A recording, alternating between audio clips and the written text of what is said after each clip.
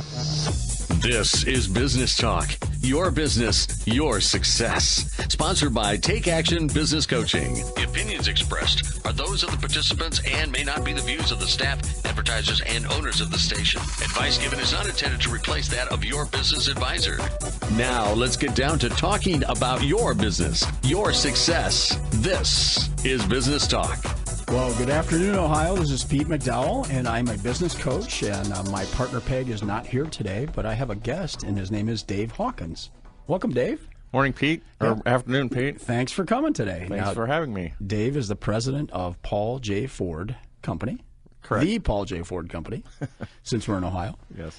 And Paul J. Ford Company is a civil and structural engineering company. Correct. Mostly structural. Structural, okay. Buildings, industrial. Okay. Institutional, and towers. And towers, and we'll talk about this in a bit. And what we thought, we have been working with Dave for quite a long time, and we thought we'd talk about a couple of things. One, about his company, and how do you make the transition from being an engineer, which you were, Dave, for a long time, right, and to becoming a manager, and then ultimately to becoming the president of this company, this large and very successful company. And then also talk a little bit about what you see in the market and how engineers can transition into these leadership roles, because I did the same thing. And it's really interesting, but it can be done, right? Right. And the first thing we like to do is talk about some good news. Now, we all get news over the radio and a newspaper, and if you watch the television, you're going to hear about North Korea and about something going wrong and a hurricane and all this kind of stuff. And we're fortunate here in Ohio not to have a hurricane, and it's unfortunate for everybody down there that they do, but we get snow. Yes. So we will have some of that coming soon. Yes. But some good news we have, and one of these things, I picked this because of you, Dave. It says maligned bridges get needed repairs, and this is out of the Wall Street Journal. And it says in 1992, about 22% of the bridges in the United States were structurally deficient. And now, in this year, it's about 15%. No, excuse me, it's 8%. So in other words, all the talk about bridges and things like that being structurally deficient, well, the number's going way down, and the number of functionally obsolete bridges is also going down, but at a slower rate. So we're actually working on a lot of the infrastructure as far as roads go and bridges and those kind of things in the country. It is being worked on. We are. The bottom states by percentage, here we go, and Ohio is not in here. West Virginia, South Dakota, Pennsylvania, Iowa, and Rhode Island are the ones with the highest percentage of structurally deficient bridges. So be careful. Use that when you plan your trips, right? Stay in Ohio. We've got it made here, right? Ohio does a great job. If you notice, just driving around central Ohio, you'll see a lot of projects. Well, particularly Columbus. Yeah. There's a lot of, it's good news, bad news, right? Well, people, you complain about orange barrels, but if you look at it the other way, there's a lot of investment in central Ohio to make the infrastructure better. It's true. Yeah. You can see it. Right. It's happening. The other thing that I thought was really interesting, and Dave, you may have a comment on this too, is there's an article in here, and it's a long one. I'm not going to go through this whole thing, but it talks about automation, surprise benefit, more jobs. The subtitle just says e-commerce more than compensates for layoffs by traditional retailers. So there are buildings going up in central Ohio for people like Amazon and others. Correct. And what they're doing is moving their distribution warehouses closer to the consumers. Right. That if you order a book and you're 20 miles from Columbus, it's probably going to come from a warehouse in this area, if not now, soon. And they need people to run these warehouses. And even though they're automated, they need electricians and they need programmers and they need other types of skills and higher level skills in order to get these things done. So there's a chart in here about the number of brick and mortar jobs lost and the number of e-commerce jobs gained, and the number of e-commerce jobs gained cancels out the losses from the brick and mortar stores. Right. So we're actually gaining employment because of some of this automation, and it's more efficient. Yeah, it's changing. It's not that employment's going away, but things are just evolving based on technology. Yeah, definitely. And it's happening at a pretty good pace, but that's okay. Right. It's hard to keep up sometimes. I like my phone. The phone's cool, man. Exactly. It does all kinds of things. So really, that's our good news for today. Great. And if you guys are just tuning in, this is Business Talk, and I'm a business coach. My partner Peg and I have a firm here in Columbus. And if you want to hear more of these shows, they're on our website at takeactionbusinesscoaching.com. And if you click on the Business Talk icon, you can see our picture, but you'll also see these shows categorized by topic. And there's a lot of different subjects in there about time management and leadership and hiring and all kinds of things. So Dave has been coached by my partner Peg for several years, 3 or 4 years, and has gone from being an engineer in this structural engineering company to the manager of the company, the president of the company. Yes. It's very humbling because there's a lot more work to managing people than managing numbers on a spreadsheet or designing something. Right. You don't always get the same answer when you add two things together when you're dealing with people. So. Right. Because we're all complicated, well, right? That's right. We don't always feel the same way when we come into work. Well, that's right. And we were trained as engineers, think logically, deal with black and white things and inanimate objects. And when you deal with humans, it's more challenging. Right. It's fun. It can also be more rewarding, too, right? Absolutely. Because you one of the reasons that you're the president of the company is that you had a great relationship with your customers. Right. And that's an important part of it, too. You've not only got to deal with your coworkers or your employees, but you've also got to make sure the customers are satisfied. Right. And that you're staying ahead of their needs. Absolutely. And communicate with them. The key is any professional service, whether you're an engineer, doctor, lawyer, any professional services organization, you have a certain training. The key, though, is technical training, sure. Technical, but attorney. But you're all dealing with a customer, right? And that's where your income comes from. And if they're not happy, you're not going to be in business very long. To have a happy customer, though, on the other end of the phone, you want to have a happy employee and staff member dealing with them. So it's kind of a holistic system. Right. So if you're dealing with somebody who's, think about calling up the complaint department in a company, and that person's having a rough day. Okay. You're probably not going to have a great experience with your complaint. Yeah, right. But if that person is happy and wanting to take care of whatever issue you have, you're going to think, hey, that's a great company. No one's perfect, but it's how you deal with the problem. Absolutely. So Paul J. Ford, how long has the company been around? And it's based here in Columbus, right? Columbus, Ohio's headquarters since 1965. It was 65. All right. It was founded by Paul Joseph Ford. He was about my age, mid-50s, when he went out on his own, started the company. Brave man. Yes, that really takes guts. Sometimes your spouse is not all that happy about that, but it worked for him. It did. He was he was very successful as a very small company, and it's grown over the years, but it really didn't take off significantly until the mid-'90s when there was a Telecommunications Act that kind of opened up cell phones and development of that. And that has been primarily the reason for our large growth. We've been very steady in the building side of things, but we've seen rapid growth in communications, towers. Now that's the biggest segment of your business is communication towers. It's the largest. So cell phone towers. Cell phone towers. And monopoles, which is just a single structure. Right. And then, but also structural steel towers. Right. Well, you're listening to radio, so it's being broadcast over a very large network, and radio towers have been around for many, many years before television. Then television towers, cable television, satellite dish has to get the signal on the ground, so it comes down and gets distributed. But then your cell phones really is like a walkie-talkie. So it's a radio signal that goes from tower to tower and eventually goes into the telephone infrastructure. So you have fiber optic, you have copper lines, things like that. So it all sounds very technical. But it's kind of funny because if I called you on my cell phone, it would go, it would reroute all over the place and then come back across the table here. Even though we're sitting 3 feet away. Right. It goes through. It's all software. Okay. But can you imagine driving around without a cell phone anymore? I mean, back in the old, it's unacceptable. No, in the you old, wouldn't do it. We would look for you'd look for payphones. I used to have a pager because I worked in the chemical industry and the plant was always running. Right. So I always had a pager. Right. And it was a pain. If you're on the highway, you got to find an exit. Right. You got to find a phone. And my kids laugh like, "What? You did what?"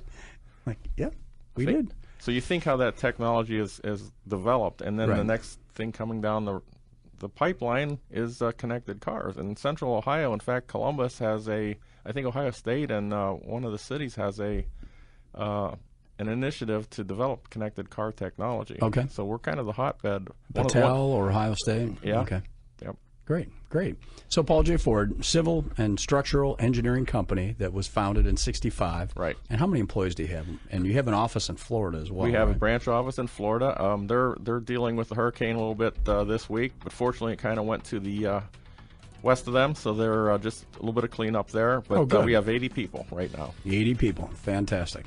And you have been growing, I know, over the last 4 years. Yes. And we've been working with you. You've been hiring a lot. Yes, and we appreciate your help because managing change is a difficult thing. Yeah, and rapid growth creates some stress sometimes. Yes, and particularly for the leaders. Absolutely, yeah.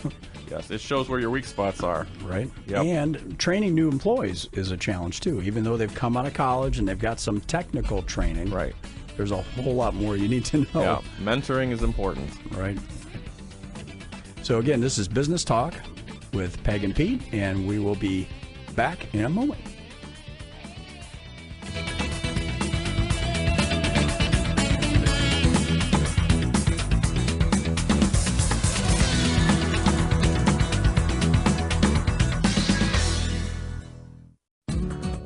To learn more about today's topic, call 614-306-7922. Now, back to more Business Talk. I'm here today with Dave Hawkins from the Paul J. Ford Company, and they're a structural engineering firm that's based here in Ohio, in Columbus, Ohio. Correct. And they've grown to 80 people approximately now. 5 years ago, how many people did you have? 5 years ago, it was in the 70s. Approximately. It goes up and down. It was around 70. 70. Okay. Our peak was around 95, but there was an enormous need for that. But we've done some automation. Okay. And what we like to do is not have a bunch of up and downs in the staff. So we want to have a fairly steady growth. Steady growth. Right. So we don't hire and fire. We try to have people come in for the career. Right. This is my first real job out of college. I graduated in. It is a real job. From Ohio State. And, all right. I started with the company in 1985. Okay. Our CEO has been here since Mr. Ford started the company.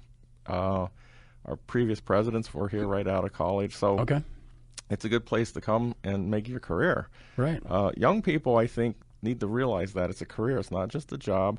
And so we try to make a culture where people feel welcome and they feel like they can grow and develop as technical people. Well, let's talk about that a little bit. So you've got a group of highly technical, very math and process-oriented folks. Right. And you've got to create a cohesive culture. Now, how do you go about doing that?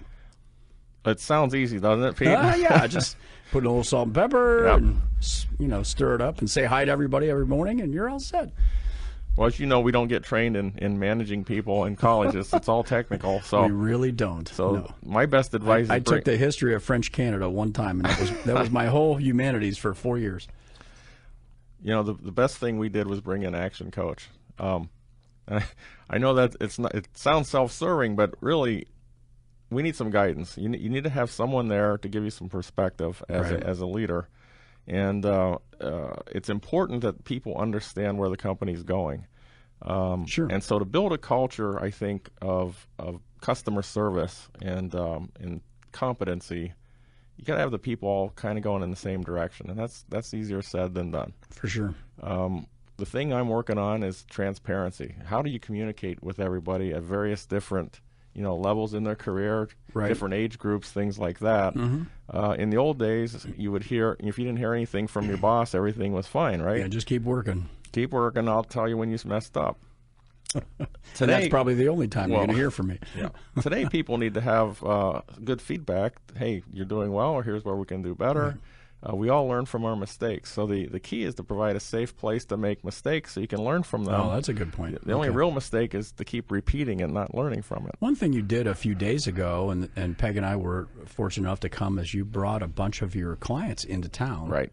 And you have some local clients as well. Right. But you brought people in from out of town for a couple days. Yep.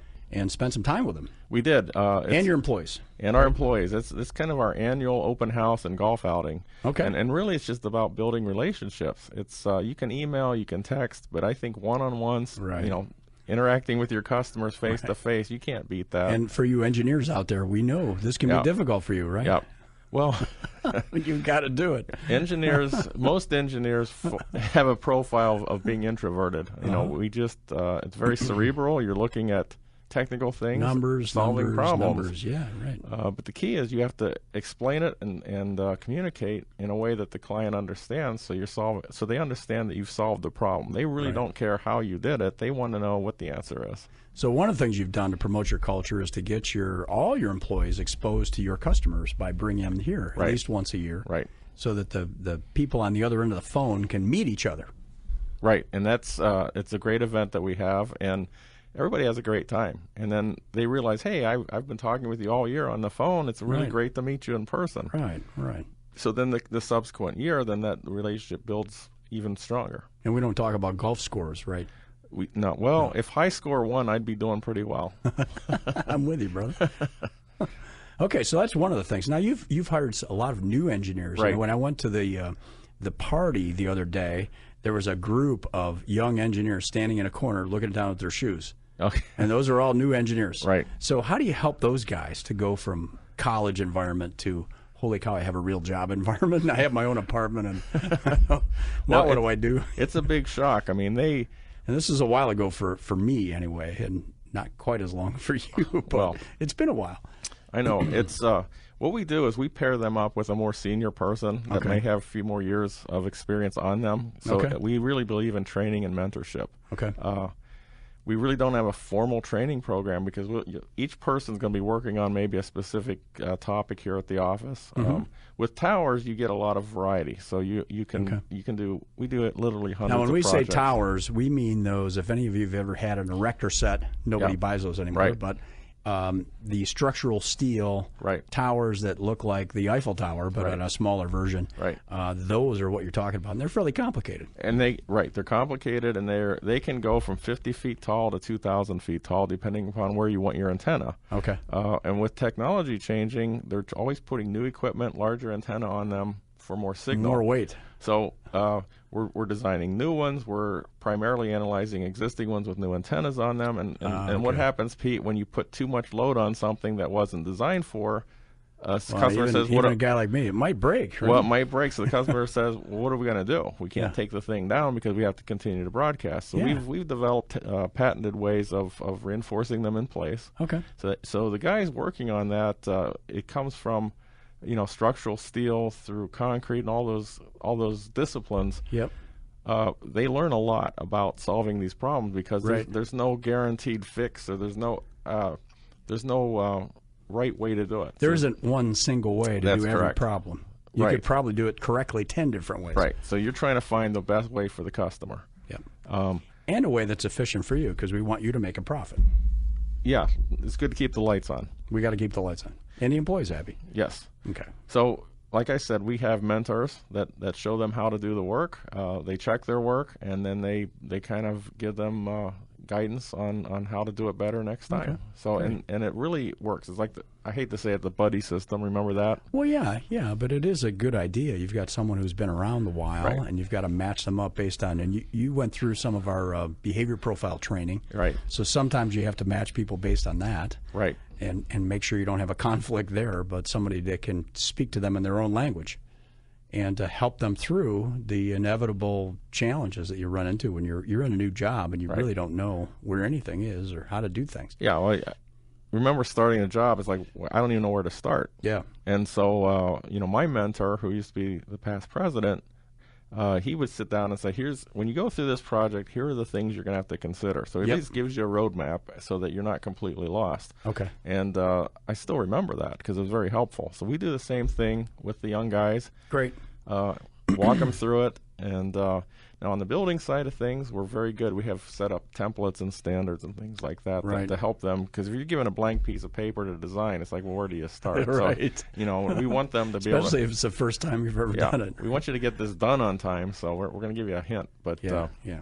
And a lot of times you have a place to start because you've got a similar design or a project that was done a year ago that's in that kind of category. That's probably the best way to learn is take an example, and then it gives you an idea of what you're going to do. Yeah, okay. Great. So you've got a young engineer who starts. They've got a mentor. What other things do you do to help them get involved in the community within the company? We have weekly events. We have a wellness program where they'll get together daily and do some exercises. Oh, that's right. You should talk about that. So you guys stretch. They stretch. They do planks, wall sits. We have a healthy eating program where we'll have healthy snacks in the break rooms. Healthy eating, really? Yes. Wow. Yeah. Can you believe that? That's good, man. We also have coffee, which I need in the morning to wake up. I need it. Yeah. Yep. Oh, yeah. But we have water, fruit juice, things like that for people. But you actually have the company do a stretch or something once a day, the whole group. Yes. Okay. For people who wish to partake. And now, how many actually do it of the company? What percentage actually participate? A high percentage of the younger folks, because I think they've realized the importance of taking care of yourself. They get it? Yeah. Right. Okay. All right. Good. Yeah. That's good. Great. And what are some of the things that you've run into when you have a newer employee, 1 year or less? What are some of the things that happen with them that are either great or challenging? I think the great part is they're always eager to learn more. They want to learn more.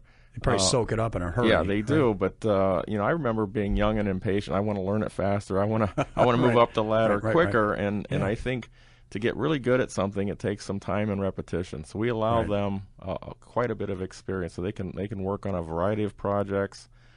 We like them to get good at something before we move them on to other things. Kind of master one area. Yeah. And actually, it makes them feel good about themselves too. If they really, hey, I'm pretty good at this now. They ask a lot of questions, and that's two-sided. I mean, if you're working on something and somebody's always asking you questions, it's like, well, I don't have time to help you. But yes, you think about it, it's like, okay, if they're asking good questions, and you don't have a good reason, why are we doing it this way?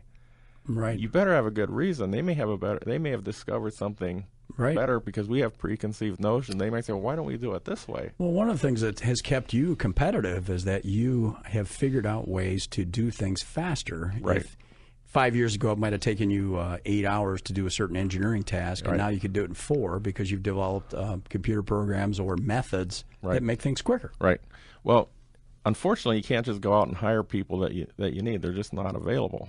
So if people are listening and they want to send a resume in, please do, because we're looking for really good recent graduates in structural engineering. Great. Because we're always looking for great candidates. But the point here is, if we have a bunch of work and I can get it done quicker with the same amount of people, then we can kind of tolerate the amount of flexible workload that's coming in from our customers, because it comes in up. It's kind of like this. Kind of like up and down, and you can't staff for the peaks, obviously, because you'd have a bunch of people sitting around with nothing to do. Right, we don't want that. Nope, but if you have too much work, you don't want to overwhelm people. So we try to automate things that are repetitive, so that they're solving problems using their brains and not just punching numbers. Okay. The other good thing that happens, and I know this from your company, but other companies that we work with, is as you figure out ways to do things more efficiently, we can pass that on to our clients and help them be successful. If they can get a design done at a lower cost, it keeps them profitable as well. If we can get them an answer, the correct answer, better answer, and get it faster, that's another good point. It's all about speed to market. Awesome. So when we get back, we're going to talk more with Dave Hawkins from the Paul J. Ford Company, and this is Business Talk. And this is Pete McDowell. I'm a business coach, and you could give us a call if you are interested in talking about a coaching session or want to meet with us at 614-306-7922. Again, it's Pete McDowell, 614-306-7922.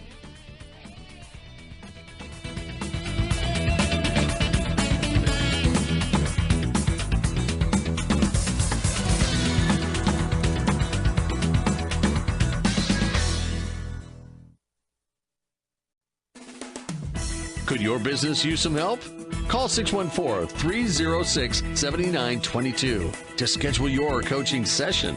614-306-7922. Now, here's more Business Talk. Well, this is Pete McDowell, and I'm lucky enough to be talking with Dave Hawkins from the Paul J. Ford Company, which is a structural engineering firm based here in Columbus, Ohio.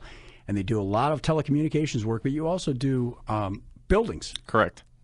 And buildings anywhere in the country. Right? We are, as an engineering firm, we're licensed. You have to be licensed to do work as a professional engineer. Okay. We're licensed in all 50 states. Puerto Rico, Guam, a few Canadian provinces, Washington, D.C., Puerto Rico. Did I say Puerto Rico? Yes, you did. So we're registered in many places. It's interesting that our headquarters are in Columbus, but we do tower work everywhere. It's all over North America. Yes, at it least, is. right? Yes, it is. And Mexico is also growing. South South America. Okay. Canada, we've done some overseas. Okay. But it really doesn't matter where it is, because we have a team that can work from Columbus, and we have really it's electronic. It comes in electronically. Right. You email your designs out. Yeah, I mean, back in the old, you had fax or mail, but now with email, big tube of drawings, right? E-commerce makes things work 24/7. Right. So, which really makes us more efficient, everybody more efficient. Which makes things have to go faster. So you have customers calling up saying, "I need it by tomorrow morning." Okay. Back in the old days, it's like, we'll get it to you next week. We get the drawings printed out and things like that. Now we have CAD systems that have been around for quite a while, but the new sophisticated CAD systems, it's called Building Information Modeling, called BIM. Okay. Architects use that because they can build a virtual model in 3 dimensions. Right. So you have the architectural information, you have mechanical engineering information like heat ducts, electrical, piping, elevators, and then what you're worried about is structural. Right, which is like the skeleton that holds everything up so it doesn't collapse. And so when you put that information into the model, all these different teams can look and see where there's interferences, how does it work, and when you make a change, the customer says, "Well, I need to make the building wider or taller." It affects everything. Oh yeah. But with electronically, it might even cost more money. Right? Well, they wish it didn't, but sometimes it does. Right. But as they make changes, this information, it goes into a database, and then it gets communicated out to each team member, and visually in the models you can see how it affects your design. You can actually pull your bills of material off of the program. It's incredibly useful. Okay, great. So we're talking at the break a little bit about customer service, and you've got how many customers roughly? 50 or 100? Hundreds. And probably 80% of your work is in a smaller group of that, and large volume customers that come back to you for multiple projects. Right. How do you keep them happy? How do you keep them coming back for years, which you've been doing very successfully? It comes down to, Paul J. Ford and Company is a collection of people, and it's really one-on-one relationships. And that, I go back to our previous segment where we're talking about our client appreciation open house. If you and I have a relationship, Pete, and you know that I'm going to take care of you, you're going to call me up and say, "Dave, I need to do X, Y, or Z. Can you handle that for me?" Right. And when I tell you, yes, I can do that for you, you trust that I know can it's do going to it. happen. Right. Yeah. So it's each of our people are trained to have relationships with the customers. Even the young folks that start, we do so many tower analyses. They're speaking with the customer on the other end of the phone within weeks of starting work. Okay. And so they're immediately not only responsible for the technical side, but they're responsible for that customer relationship. Absolutely, and that's tough because engineers being shy people. You may not want to be speaking on the phone right off the bat, but most of the people. I'd rather email you. Well. So how do you handle that if a person is prone to email and maybe they should pick up the phone and call? Well, that's a coaching opportunity, Pete. Very good, Dave. Because if you see something kind of if I'm copying it on emails and I see things kind of going off the deep end, it's like, okay, let's just call this person and figure out what's really happening. Because sometimes I send you a sentence saying, "Well, when will my drawings be done?" And you send it soon. What does that mean? Emails is only two-dimensional. You don't get the tone or the intent. Right. And sometimes it can escalate unnecessarily. So it's important to, I think, speech over the phone. Okay. Or if it's really serious, you go visit them and kind of come to an agreement of what's happening. And some of your newer engineers have not been through that before, or they haven't seen the downside of inadequate communication. No, but hasn't happened to them yet. What's good, I guess, is they have many opportunities to learn that, because throughout the course of the week, everyone's communicating. And the way we have teams broken out, we have team leaders and then engineering managers over the team leaders. So you really have more senior engineer overseeing a handful of younger folks. Right. And it's a really good way to do it. And those folks are really your coaches. Yes. In addition to yourself, of course, but they're the ones that are really responsible for helping the folks learn as fast as possible. Exactly. So coaching, mentoring, I guess we use the term interchangeably, but really we're responsible for developing the people below us to make sure that they can become future leaders. Okay. Great. So one of those things is interpersonal skills and being able to deal with a variety of different types of clients. Yes. Clients, employees. Well, in addition, you also have internal clients. If you think about our IT staff, we run everything on computers, and so our IT staff treats us, the employees, as clients, which is great because when your computer's down, it's like having the electricity go off. You just it's rare, but when it happens, you need something fixed right away. So we have our IT staff is highly dedicated to make sure we're functioning internally, externally, so our customers can get hold of us. We can communicate internally, use our computers, back up the systems. I mean, without that, we would be in big trouble. Okay. So going back to these larger customers, if you've got somebody's listening out there that has, let's say, a big part of their business is with a half a dozen customers that are really important to them, and if one of them left, it would be really rough. How do you maintain a relationship like that? You've got the folks that are dealing with them one-on-one on a project basis. That's happening. Right. What else goes on behind the scenes? Well, you've heard it it's sometimes called a zippered relationship or multi-level relationship. So you have at different levels of the organization, you have different people who are have relationships with the different people within the. So you might have engineer to engineer. Yeah. One of your employees is working with an engineer with the customer's company on a specific project. Right. And then what would the next layer or the next part of the zipper be? Well, you'd have one of our employees' managers dealing with the customer's manager at that level. Okay. And then I'm hopefully plugged in at a higher level. And then the longer you're with our company, you kind of, as you progress up in your career, your customer progresses up. So you're kind of developing and moving up. So you've known a lot of these folks for years and years, right? I have customers I've known for over 20 years. 20 years, great. And the relationship, it goes beyond just business. At some point, you become friends, and it's just you introduce business both ways. Okay, awesome. And then, as you said, you do get them out here once in a while. Right. When do you know when you need to go visit a customer? That's tough. I think if you have to think about it, then it's probably too late. Yeah, you should have gone a month ago. Well, you're right. I mean, you can't. It's like a plant. You can't neglect it and not water it. Yeah. A relationship is like a plant. You got to keep watering it, give it some sunlight, things like that. It's really part of what we have to think about in our culture is not just doing our work, but how do we make sure our customers realize what we can do for them. The worst thing that you can find out is you go there and say, you haven't been here in years, or we didn't realize you guys could do this or that type of service. That's a good topic, because I remember a couple years ago we got into a discussion, and you guys discovered that your customer was you guys were working on the main towers, right? But there were substructures that they were farming out to another company that you could do just as well, right? And they didn't know about it. Well, and we didn't know that they were looking to have that work done. Yeah. The antennas, a huge opportunity. Yeah, for example, the antennas are supported off of the towers with a structure called a mount. It's just a simple frame. Okay. But that needs to be analyzed as well, especially with the increase in loads that are being put on these towers. Okay. Well, we can do that. We just weren't advertising it. We were busy doing towers and things like that. But when customers said, well, we really need these things analyzed, can you guys do that? It's like, well, yes, we can. But again, we missed opportunity by not keeping current with the customer. Sure. I mean, it's any business. The customers are important, most important part of it. And then your staff, our staff is the most important part of our company.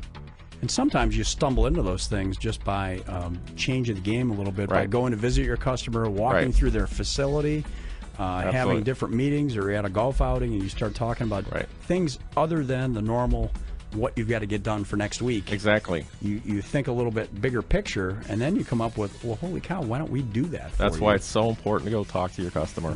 Right, on some frequency. So those of you that are listening, you could take a list of your customers and say, okay, based on maybe how often we or how many jobs per year we do with them, I need to take a look at my calendar and either call them or go see them. Right.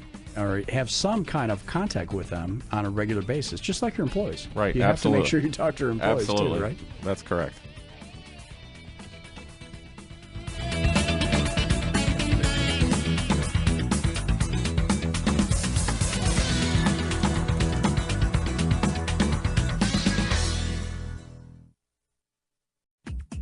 To learn more about today's topic, call 614-306-7922. Now, back to more business talk. So this is Pete McDowell, and I'm talking with Dave Hawkins from the Paul J. Ford Company, and they're a civil and structural engineering company, structural engineering company here in Columbus, Ohio. They do a lot of telecommunications work, and they also work on buildings. Right. So if you need a tower constructed, they can do it. Or a building. I mean, our biggest group of customers is Central Ohio as far as the building side goes. That's very regional. It tends to be because you have a physical structure out there. You want your engineer close, be able to go to the field. Right. Towers, by and large, you can design it here and then they build it anywhere in the world, really. Right. Yeah, right. You just need to know if it's rock you're attaching this thing to, or a sandy beach, or right. You got foundational questions, right? But buildings being more complex, it really requires a little bit more interface with the architect more frequently, and so we have great customers. Central Ohio has a lot of great architectural firms out there. Sure. And sometimes people bring in firms from out of town to do work in Columbus, which I wonder, because there's such great talent here. Just look in your own backyard. Bother, We've got great people here. Okay, good. Well, one of the things we talked about at the break was just thinking about culture. Yeah, the culture of the company. Right. And you've been coach now for 4 years, somewhere in that ballpark. Something like that, right. And Peg has been Dave's coach for the last 4 years, and he has gone from being a manager in the organization up to the president of the company. And I see it now filtering into all parts of the company, and a lot of the managers being coached and becoming coaches themselves to help your employees get better. Right. The whole embracing the culture of coaching and mentoring. Mm-hmm. It's really an investment because it takes time and effort. Right, sure. To get coached and to do the homework, think about what you need to do to make your people better. Mm-hmm. If you've read the 5 Levels of Leadership, leaders, a book by John Maxwell. Yes, it's excellent. The thing that hit me was, Pete, you're now manager of this Boom, group. You're in charge. Boom. Well, just because I told you were a manager and a leader doesn't automatically bestow you with all these. There's no magic wand, right? So you have to develop as a leader. Okay. And so leaders need to develop leaders beneath them. And so, my job is to remove obstacles and build leaders. Great. So that's a good way to look at it. Yeah. And really, if you're interested in learning more about that, that is an excellent book, and it's an audio book as well. And a lot of our clients have used that to help them make this progression. And it takes years, but to make the progression from poof, you're a leader, to the point where you actually are a leader who's developing other leaders. Right. And that's the position you're in now, and it's probably fun most of the time. It's Not fun every second of every day, but most of the time. It's never boring, I guarantee you that. Yeah, right. I think the key, though, is to listen. To be a boss and tell people, do this, do that. As an engineer and a perfectionist, I can tell you exactly how to do something. So you can do it exactly the way I would do it.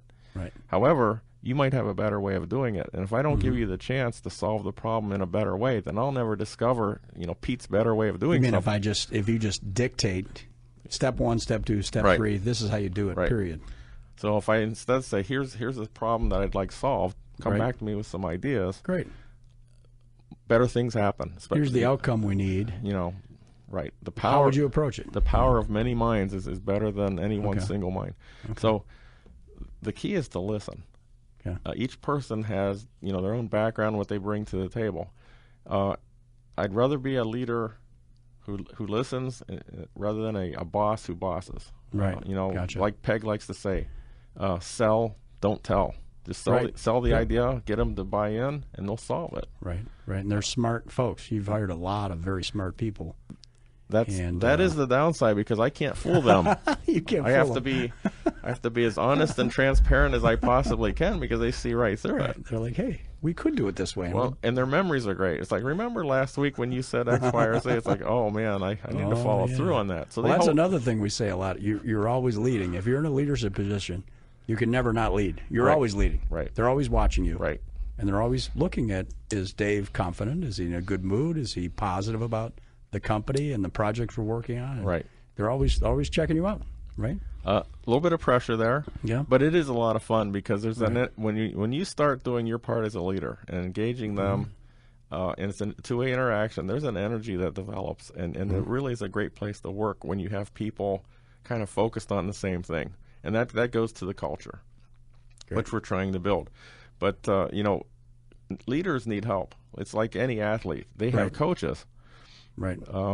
Olympic athletes have coaches, and so I think any leader of any organization ought to have a business coach at some point to kind of give them a sounding board and make sure that they're staying on track. What I like about Peg is she gives me homework, and then she keeps me honest about it, which... Like if you don't do it, what happened? Right. And that's important because other things happen. It's like, and it's not just you. It's we work with a lot of owners of their own companies. They own the entire company themselves, right? And they can let themselves off the hook, right? So if they don't have the coach there saying, "Hey, now, weren't you going to sit down with that employee and have a discussion or take them out to lunch?" Right. And you didn't do it. Right. You better do it this week, yep. And then they get it done. Well, so they're not accountable unless they allow themselves to be held accountable. Right. Well, how can you hold someone accountable if you're not holding yourself accountable? That's important, and like you said, they're watching. So always, do what I say, not what I do. Doesn't work because they see right through that. Sure. So that's probably my biggest challenge is to make sure my actions are in line with what my goals and what I'm saying. We call it congruent. Yeah. Okay. We great. want you to be congruent. Right. So that if customer service is one of your, and I know that's one of your company values. Right. You have to do it yourself and with your employees. Right. Employee gives you a problem or says, "Hey, check into something for me." You got to get back to them. Right. Just like you want them to do the same thing with your customer. Right. And you guys do it, which is really good. I mean, I see it happening. We do it more often than we don't do it, but there's always room for improvement, and the whole point is continuous improvement. It's like you come in on Monday, it's like, okay, what can I do this week that was better than last week? Okay, that's a great question to ask myself because then it puts you in the right frame of mind. Yep. Then what opportunities can I find, or what kind of success? The key to me is catching people doing the right thing at the office, and then calling them out and saying, "Hey, great job on that." So a little positive reinforcement. Absolutely, and it has to be genuine because hey Pete, thanks. I love that tie. Yeah, thanks for showing up, Pete. Right. The key is to really watch them, listen to them, and you'll find out what they're really doing and all the great things they're doing. But you have to be a kind of a leader that's aware and kind of watching. Okay. So the other thing that I know that leaders get into challenges with is time. How do you make sure you balance the time you're actually involved with some of the customers and on specific projects, but you also need to spend time leading and managing and being with the employees so they know they can talk to you? Right. Well, how do you balance that? I'm working with Peg on that. I mean, that is kind of the holy grail of it. Is to find the what is the balance? Well, the balance is more people. Think people, clients and people. Paperwork, not so much, because I would get wound up in task related items. And Peg says, "Have you talked to your people? Have you talked to your clients?" It's like, well, I didn't have time. I was working on this paper, contracts and things like that. She said, "Well, you can't do that. You guys spend more percentage of your time on the people and the things." And that's a good point, because in the last couple of weeks we had a client have an employee quit that completely blindsided them. And not good. Not good, and that can happen if you're not plugged in. Right. We've had that happen to us occasionally. We've been very fortunate. It's to have rare. Very little turnover. We invest so much in our people. To have them just leave because they're not happy is a terrible waste. Right. So you have to keep your finger on the pulse of what's happening. And the only way to do that is to let them realize that you're there to listen, that they're not afraid to say what's on their mind, things like that, and then check in from time to time. So talking to each of them and talking to your managers and your team leaders. Absolutely. So you've got various levels. Yep. And then the support folks, how do you keep in touch with them? You've got computer science, you've got HR, you've got... We do, and we have manager meetings for the key department managers. We'll meet. We'll talk about what's going on. Each one of the managers then takes care. We have people who have their job is to manage the support staff, project coordinators is what we call them. Jobs don't happen unless they log it in. They make sure it goes out the door. And I tell them, engineers are no more important than the IT guy or the project coordinator. It's like a chain. Which link don't you need? It's all important. It's all important. Everybody has a different function, but their job is very important to the company, or they wouldn't be there. So the key is to work as a team. We appreciate everybody, and everyone. The key is to appreciate each staff member for what they're doing. Okay. And that's a kind of a culture of what's the word? Appreciation. You appreciate. Yeah. It's a habit that you have, and your managers have.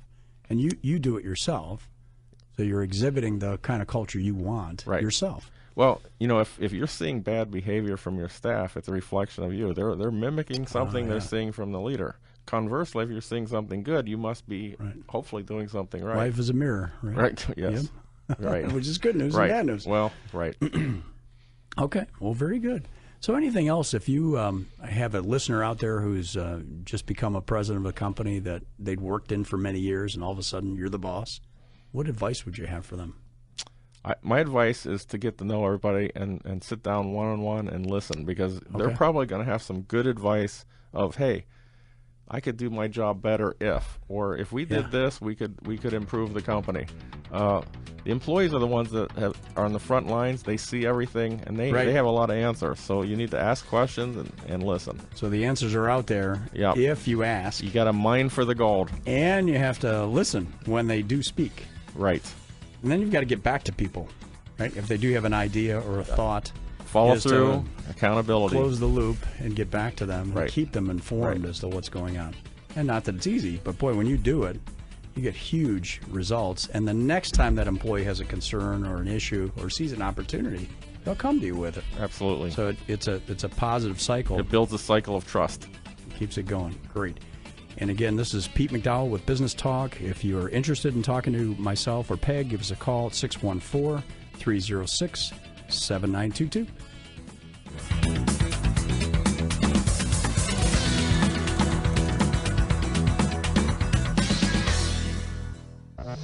This has been Business Talk, your business, your success. Sponsored by Take Action Business Coaching. The opinions expressed were those of the participants and may not be the views of the staff, advertisers, and owners of the station. Advice given was not intended to replace that of your business advisor. For more information about the topics discussed today, call 614-306-7922. 614-306-7922. Tune in next week at this time for more Business Talk, your business, your success.